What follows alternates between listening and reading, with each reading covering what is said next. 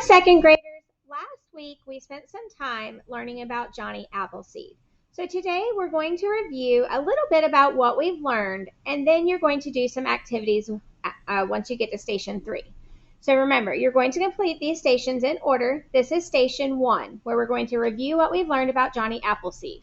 Then in station 2, you are going to listen to a story about Johnny Appleseed.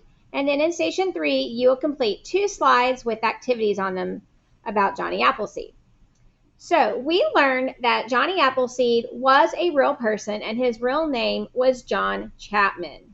We learned that when he was 18, he traveled across several states and he planted apple seeds to create nurseries and grow those apple trees.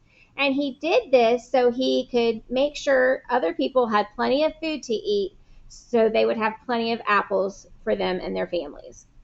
We learned that Johnny Appleseed was a very kind person because he cared about others and making sure they had enough food. And we learned that he was a very thoughtful person, that he thought about specific places to plant his apple trees. He just didn't throw apple seeds around everywhere. He was very thoughtful about where he planted them.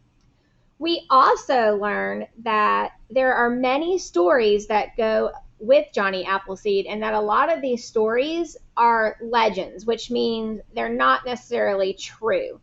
So one of those legends, we learned that his feet were very tough, and they said that a snake could bite him and it wouldn't even break the skin because his feet were so tough.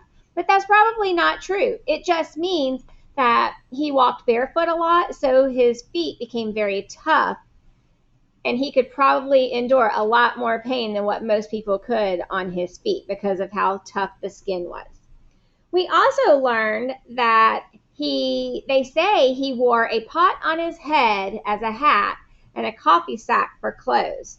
Now, we don't know if that's true or not, but it's very likely that it wasn't true and that he probably did have clothes. That was just another legend that went along with learning about Johnny Appleseed.